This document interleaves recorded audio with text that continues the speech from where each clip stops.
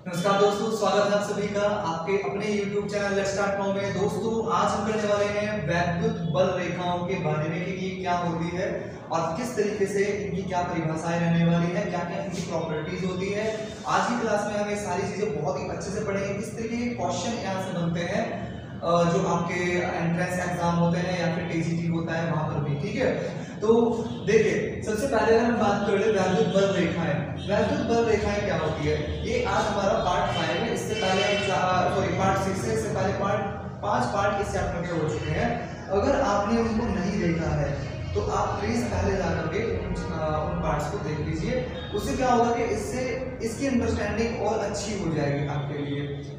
और यदि आप चैनल पर नए हैं तो प्लीज चैनल को सबसे पहले सब्सक्राइब कर लीजिए, बेल आइकन दबा दीजिए ताकि हमारी आने वाली वीडियोस की नोटिफिकेशन आपको सबसे पहले मिल सके। तो चलिए स्टार्ट करते हैं। वैद्युत बल रेखाएं क्या होती है? वैद्युत क्षेत्र रेखाएं भी इनको कहा जाता है, फील्ड लाइन भी इंग्लिश में इनको कहा जाता है। Field line, electric field line. ठीक है, इलेक्ट्रिक फील्ड लाइन नाम लिख दो, इलेक्ट्रिक फील्ड लाइन। तो क्या होती है भाई ये इलेक्ट्रिक फील्ड? जैसे कि आपको बताइए कि किसी भी आवेश के चारों तरफ एक वैद्युत क्षेत्र क्रिएट हो जाता है, ऑटोमेटिकली हो जाता है कि नहीं। अब अगर मैं आपसे पूछूं कि उसकी रेडियस क्या होती है, मतलब कितनी दूर तक होता है, देखो किसी भी आवेश का जो वैद्युत क्षेत्र होता है उसको अनंत तक माना जाता है। अनंत का मतलब ये नहीं कि पृथ्वी से बाहर निकल जाओ, स्पेस में चले जाओ, बहुत दूर चले जाओ, वो नहीं होता है। ये आवेश बहुत ही छोटे छोटे से पार्टिकल हो सकते हैं, ठीक है, छोटे छोटे से ऑब्जेक्ट भी हो सकते हैं, बड़े ऑब्जेक्ट भी हो सकते हैं आवेश पार्टिकल। लेकिन हम बेसिकली समझ रहे हैं यहाँ पर छोटे आवेशों के लिए, ठीक है, छोटे पॉइंट चार्ज के लिए अगर हम बात करें तो उसकी लगभग अगर मैं इतनी दूर भी चला जाऊंगा ना तो उसके प्रभाव ऑटोमेटिकली समाप्त हो जाएंगे। जैसे कि आपको पता है कि एक चुंबक है हमारे पास, लोहे को अगर यहाँ पर रखना है तो कोई फर्क ही नहीं पड़ रहा है, नहीं पड़ता है ना फर्क, क्योंकि उसका चुंबकीय क्षेत्र उसको यहाँ से नहीं खींच पाता है। तो क्यों नहीं खींच पाता है? क्या उसका प्रभाव वहां पर नहीं है प्रभाव तो, लेकिन क्या है, प्रभाव बहुत ही कम है। वैद्युत क्षेत्र की तीव्रता इसी तरीके से होती है, जितना ज्यादा दूर जाओगे उतना ज्यादा इसकी प्रबलता कम होती चली जाएगी और वो नगण्य हो जाती है। इसलिए हम शो कर देते हैं कि भाई एक सर्कल है, उसी के अंदर जो है सब कुछ प्रभाव है। ठीक है भाई, तो जो वैद्युत बल रेखाएं होती है वास्तव में वो क्या होती है? मान लो अगर किसी आवेश के पास में प्लस फ्रिक्शन आवेश लेकर के आओ, ये मैंने प्लस चार्ज रख दिया है यहाँ पर, तो अब आप एक बात बताओ ये कहाँ जाएगा? ये रिपल होकर के इस डायरेक्शन में जाएगा कि नहीं? अगर मैंने यहाँ पर प्लस चार्ज रख दिया तो ये कहाँ जाएगा? इस डायरेक्शन में। अगर मैंने यहाँ पर प्लस चार्ज रख दिया तो ये कहाँ जाएगा? इस डायरेक्शन में जाएगा ना। अगर मैंने यहाँ पर प्लस चार्ज रख दिया तो ये कहाँ जाएगा भाई? इस डायरेक्शन में जाएगा। सिंपल। एक और प्लस चार्ज लेकर के आते हैं, अगर मैंने यहाँ पर प्लस चार्ज रख दिया तो माइनस को अपनी तरफ खींचेगा इस डायरेक्शन में। प्लस चार्ज यहाँ पर रख दिया, इस डायरेक्शन में जाएगा। प्लस चार्ज यहाँ पर रख दिया, इस डायरेक्शन में जाएगा। प्लस चार्ज यहाँ पर रख दिया तो इस डायरेक्शन में जाएगा। अब अगर मैं बात करूं कि इस बिंदु पर वैद्युत क्षेत्र की तीव्रता की दिशा क्या है, वो अंदर की तरफ है, आपको पता ही है, पिछले पाठ में हम कर चुके हैं। इस बिंदु पर वैद्युत क्षेत्र की तीव्रता क्या है? बाहर की तरफ ही है। तो कहने का मतलब क्या है, वैद्युत बल रेखाएं वास्तव में हकीकत में नहीं होती है, लेकिन हम ड्रॉ करते हैं इनको आवेश के चारों तरफ, जिस तरीके से मैंने अभी भी किया। ठीक है, जैसे मैंने अभी के अभी यहाँ पर ड्रॉ कर दी है, ठीक है, ऐसे ये सारी की सारी रेखाएं, तो ये सारी की सारी रेखाएं जो मैंने ड्रॉ की है अभी यहाँ पर, उस सब की सब क्या है? वैद्युत बल रेखाएं। तो वैद्युत बल रेखाएं क्या होती है? काल्पनिक रेखाएं होती है, हकीकत में नहीं होती, हकीकत में नहीं होती, इनको हम ड्रॉ करते हैं। क्यों? देखो कैसी होती है ऐसी काल्पनिक रेखाएं, ये काल्पनिक होती है जो आवेश के चारों तरफ, हकीकत में नहीं होती, हम केवल ड्रॉ करते हैं इसको। वैद्युत क्षेत्र के अंदर, वैद्युत क्षेत्र के अंदर क्या होती है? जो ऐसी काल्पनिक रेखाएं जो वैद्युत क्षेत्र के अंदर धनात्मक परीक्षण आवेश के पथ को दर्शाती हो। यानी कि धनात्मक परीक्षण आवेश अगर रख दिया तो वो किस डायरेक्शन में जाएगा, कहां पर जाएगा, क्या उसका रास्ता रहेगा, उस रास्ते को अगर वो दर्शा रही है तो उस रास्ते को हम क्या कहते हैं? वैद्युत बल रेखाएं। धनात्मक, मैं फिर से रिपीट कर रहा हूं, प्लस चार्ज के लिए, प्लस चार्ज को अगर हम किसी विद्युत क्षेत्र में रख दें तो उसका जो रास्ता होगा उस रास्ते को दर्शाने वाली रेखाएं क्या कहलाती है? वैद्युत बल रेखाएं। किसी वैद्युत क्षेत्र में धनात्मक आवेश के रखे जाने पर उसके पथ को दर्शाने वाली रेखाएं वैद्युत बल रेखाएं कहलाती है। ये क्या होती है कि खास बात, ये किसी भी बिंदु पर उस बिंदु पर या किसी भी बिंदु पर वैद्युत क्षेत्र की तीव्रता की दिशा दर्शाती है। इस बिंदु पर ये रही, इस बिंदु पर इस डायरेक्शन में, इस बिंदु पर इस डायरेक्शन में, यहाँ पर इस डायरेक्शन में। तो किसी भी बिंदु पर क्या दर्शाती है, किसी भी बिंदु पर वैद्युत क्षेत्र की दिशा दर्शाती है। और हमेशा क्या होती है, धनावेश से निकलती है, धनावेश की ओर से निकलती हुई होंगी और ऋणावेश की ओर जाती हुई होंगी। क्लियर है? इसको हम कहते हैं वैद्युत बल रेखाएं। अब इसकी प्रॉपर्टीज देख लेते हैं, क्या क्या इसकी प्रॉपर्टीज हैं। ठीक है भाई, प्रॉपर्टीज क्या क्या आ जाती है इसकी, देखेंगे ध्यान से। प्रॉपर्टीज यानी कि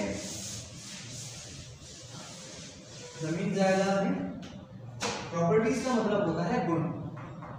properties, properties of electric field line, electric field line क्या क्या हो जाती है। सबसे पहले बात भाई, ये पॉजिटिव चार्ज से निकलती हैं और नेगेटिव चार्ज की तरफ जाती हैं, सबसे पहला पॉइंट तो ये है।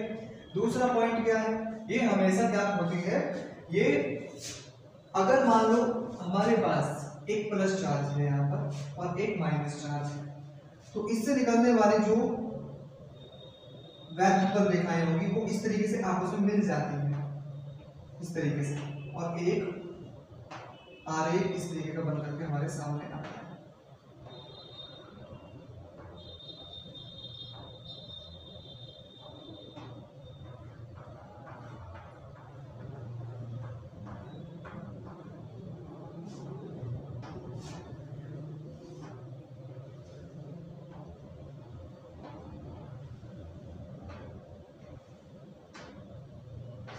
इस तरीके से प्लस से माइनस की तरफ जाती है ये फील्ड लाइन।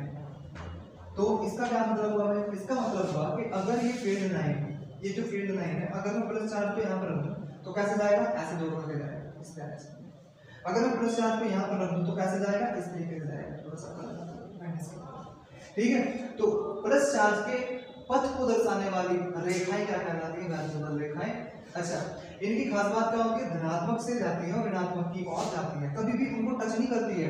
याद रखना, ऐसे टच मत नहीं करना है इनको, ऐसे टच ये नहीं करती है, ये हमेशा यहाँ पर टच करती ही नहीं है, खुली रहती है। और खुली रहने का मतलब क्या है कि बस ये यहाँ से गई यहाँ तक गई, ठीक है, मिलती नहीं है इससे, क्योंकि कोई भी आवेश आपस में, दो आवेश आपस में नहीं टकरा सकते।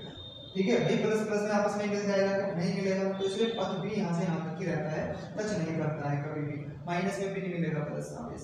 ठीक है, तो कहने का मतलब क्या है कि वैद्युत बल रेखाएं, अगर मैं इस बिंदु पर यहाँ पर एक स्पर्श रेखा खींच दूं, उसके ऊपर एक स्पर्श रेखा खींच दूं, तो इस बिंदु पर इस स्पर्श रेखा ने क्या दिखाई है, वैद्युत क्षेत्र की तीव्रता। अगर मैं यहाँ पर कोई बिंदु पर मुझे पता करना है कि इस बिंदु पर वैद्युत क्षेत्र की दिशा क्या है, तो इस पर स्पर्श रेखा खींच दो, ये क्या है, वैद्युत क्षेत्र की दिशा। अगर मुझे यहाँ पर पता करना है तो इस पर स्पर्श रेखा, ये लाइन खुद ही हो जाएगी, तो ये क्या होगी, वैद्युत क्षेत्र की दिशा। अगर इस बिंदु पर वैद्युत क्षेत्र की दिशा ज्ञात करनी है तो इस पर स्पर्श रेखा खींच दो, ये हो जाएगी उस बिंदु पर वैद्युत क्षेत्र की दिशा। तो दूसरी प्रॉपर्टी क्या है, दूसरी प्रॉपर्टी है इन पर खींची गई स्पर्शी क्या दर्शाती है भाई, वैद्युत क्षेत्र की दिशा दर्शाती है। ठीक है, ये भाई तीसरी प्रॉपर्टी क्या है, तीसरी प्रॉपर्टी है कि ये कभी भी आपस में नहीं काट सकती। मान लो दो रेखाएं ऐसी नहीं हो सकती है कि एक आए और इस तरीके से निकल के इस ऐसे चले जाए और एक यहाँ पर काट दे, तो ऐसे दो रेखाएं आपस में कभी भी काट नहीं सकती हैं। कारण क्या है, अगर मान लो यहाँ पर काट दिया तो इसका मतलब क्या हो जाएगा, इस बिंदु पर दो दिशाओं में वैद्युत क्षेत्र की तीव्रता मिल जाएगी कि नहीं। इसी बिंदु पर एक रेखा तो कह रही है इस डायरेक्शन में वैद्युत क्षेत्र की तीव्रता, एक रेखा कह रही है इस डायरेक्शन में, ऐसा थोड़ा ही हो सकता है। क्वेश्चन ये पूछा जाए कि दो वैद्युत बल रेखाएं आपस में नहीं काट सकती है, क्यों, तो इसका कारण है कि दो वैद्युत बल रेखाएं जब भी किसी बिंदु पर काटेगी तो उस पर यह सिद्ध हो जाएगा कि वैद्युत बल रेखाओं की वैद्युत क्षेत्र की दिशा दो हो जाएगी, जो कि संभव नहीं है, क्योंकि एक बिंदु पर वैद्युत क्षेत्र की दिशा केवल एक ही हो सकती है, इसलिए वैद्युत बल रेखाएं कभी भी आपस में नहीं काटती। नेक्स्ट इसकी प्रॉपर्टी देख लेते हैं। नेक्स्ट प्रॉपर्टी है कि जो चालक पृष्ठ होते हैं, चालक, मान लो चालक वस्तु है मेरे पास, एक चालक है, ठीक है, इसको साफ कर देता हूं, मुझे इसको दो बना लेंगे, ठीक है, इसको बना लेंगे। मान लो हमारे पास एक गोला है और ये लोहे का गोला है, चालक गोला है, तो वैद्युत बल रेखाएं ऐसे जा रही हैं, तो क्या होगा जैसे ही वैद्युत बल, चलो इसको बाद में रखें, वैद्युत बल रेखाएं मान लो ऐसे जा रही है, वैद्युत बल रेखाएं ऐसे जा रही है, वैद्युत बल ऐसे कैसे जा रही है, मतलब हमारे पास इधर एक प्लेट थी जिसके ऊपर प्लस प्लस प्लस प्लस आवेश था, प्लस आवेश से निकलती हुई वैद्युत बल रेखाएं माइनस की तरफ जा रही है, माइनस। तो हमने क्या किया, यहाँ पर ला करके एक गोला रख दिया, एक गोला जो कि चालक है। अब पता है क्या होगा, अब ये जो बल रेखाएं हैं ये मुड़ जाएंगी चालक की सतह की तरफ, और इस तरीके से मुड़ेगी कि इस पर टकराने पर ये हमेशा लंबवत टकराएंगे, इस तरीके से बिल्कुल लंबवत 90 अंश का कोण बनाते हुए, इस तरीके से।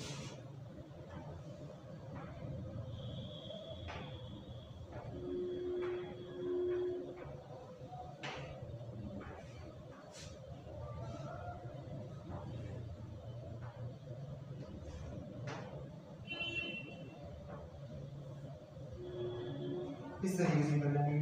तो कोई भी रेखा है वो क्या होती है, हमेशा चालक के प्रश्नों पर हमेशा लंबवत आपतित होती है, हमेशा लंबवत आपतित होती है। ठीक है, ये क्वेश्चन जो मैंने आपके सामने लिखा है IIT एडवांस में पूछा गया क्वेश्चन है।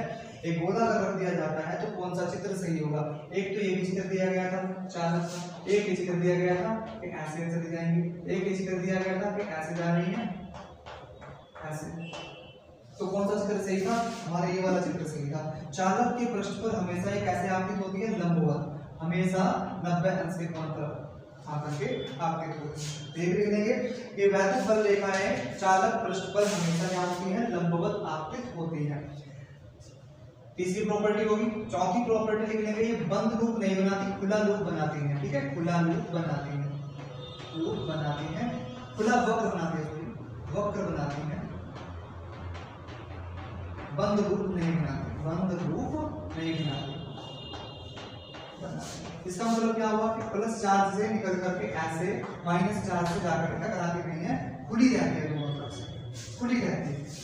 ठीक है भाई, नेक्स्ट प्रॉपर्टी लिखेंगे, एक और बहुत ही बढ़िया सी प्रॉपर्टी है, इनकी संख्या डिसाइड कर देती है, किसी आवेश से निकलने वाली वैद्युत बल रेखाओं की संख्या ये बता देती है कि आवेश की मात्रा कितनी होगी। जैसे कि मान लो हमारे पास प्लस चार्ज है और एक माइनस चार्ज है। ये क्वेश्चन जो है जेईई एडवांस में पूछा गया क्वेश्चन है, दो आवेश A और B दिए गए। ठीक है, अब आपको क्या बताना है, देखो यहाँ से इस तरीके से व्यवस्थाएं दी गई थी, इस तरीके से एक चित्र दिया गया था और आपको बताना है कि कौन सा ऑप्शन जो है हमारा सही है।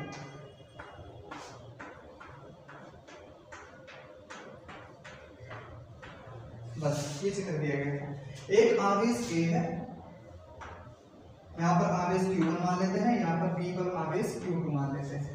तो आपसे जो ऑप्शन दिए गए हैं वो क्या क्या है भाई, ऑप्शन है, ऑप्शन नंबर A क्या कहता है, ऑप्शन नंबर A कहता है कि Q1 जो आवेश है वो पॉजिटिव है और Q2 जो आवेश है वो नेगेटिव है, और Q2 जो आवेश है वो ज्यादा है Q1 से। ऑप्शन नंबर B क्या कहता है कि Q1 आवेश पॉजिटिव है, Q2 आवेश नेगेटिव है और Q2 आवेश का जो परिमाण है वो छोटा है Q2 के परिमाण से। Option number C, Q1 negative है, Q2 पॉजिटिव है और Q1 का परिमाण बराबर है Q2 के। परिमाण का मतलब होता है न्यूमेरिकल वैल्यू, जैसे अगर 5 गुलाम ये है तो 5 गुलाम ये है, 7 गुलाम ये है तो 7 गुलाम ये है, प्लस माइनस मैटर नहीं करता है। ठीक है, परिमाण का मतलब ये होता है। तो बताओ भाई कौन सा ऑप्शन सही होगा। ठीक है, डी ऑप्शन क्या रहेगा कि Q1 पॉजिटिव है, Q2 नेगेटिव है और Q1 छोटा है Q2 से। तो बताओ भाई, एडवांस में पूछा हुआ क्वेश्चन है, बहुत ही बढ़िया क्वेश्चन। देखो सबसे पहले हमें पता करना चाहिए कि वैद्युत बल रेखाएं निकल रही है इससे इसकी तरफ, यानी कि ये तो क्या हो गया पॉजिटिव, ऑब्वियसली पॉजिटिव है कि नहीं, क्योंकि पॉजिटिव से निकलती है वैद्युत बल रेखाएं। तो Q1 को पॉजिटिव बताया गया है डी ऑप्शन और ए ऑप्शन में, और बी में भी। सी तो कैंसिल होगा क्योंकि ये Q1 को नेगेटिव बता रहा है। फिर हमसे कहा गया है अब कि कौन सी वैल्यू बड़ी होगी, तो देखो कोई भी आवेश जिससे वैद्युत बल रेखाओं की ज्यादा संख्या निकलती है वो ज्यादा बड़ा आवेश होता है, ज्यादा मात्रा वाला आवेश होता है। तो इस हिसाब से Q1 का जो परिमाण है वो ज्यादा हो जाएगा Q2 के परिमाण से। अब देख लो क्वेश्चन दिया गया है, Q1 का परिमाण Q2 के परिमाण से ज्यादा है, Q1 का परिमाण Q2 के परिमाण से ज्यादा है, Q1 का परिमाण Q2 के परिमाण से ये रहा Q2 और Q2, ये हमारा ऑप्शन बी जो है हमारा सही हो जाता है, ऑप्शन नंबर बी हमारा सही हो जाता है। Q1 ज्यादा है, Q2 कम है, और Q1 पॉजिटिव है, Q2 नेगेटिव। बात समझ में आई? तो इस तरीके की प्रॉपर्टीज पर आधारित क्वेश्चन भी पूछे जा सकते हैं। तो एक और क्वेश्चन जो है देख लेते हैं, जो कि पूछा गया है प्रीवियस ईयर में। ठीक है, प्रीवियस ईयर में पूछा गया क्वेश्चन है, ये भी वैद्युत बल रेखाओं पर आधारित क्वेश्चन है, जो कि नीट में पूछा गया है, नीट 2009 सॉरी एम्स 2009 में पूछा गया है, इसलिए क्वेश्चन है। देखो यहाँ पर नीट लेवल पे क्वेश्चन है। ठीक है, यहाँ पर बिंदु ए है, यहाँ पर बिंदु बी है, और यहाँ पर विद्युत क्षेत्र की तीव्रता E A बताई गई है, यहाँ पर E B बताई गई है। आपसे ऑप्शन नंबर ए दिया गया है कि E A बड़ा है E B से, बी ऑप्शन E A बराबर है E B, C option E A छोटा है E B, D option E A जो है छोटा है बराबर है E B। तो बताओ कौन सा ऑप्शन जो है हमारे लिए सही हो जाता है? बताओ भाई, इस तरीके से वैद्युत बल रेखाएं जा रही हैं।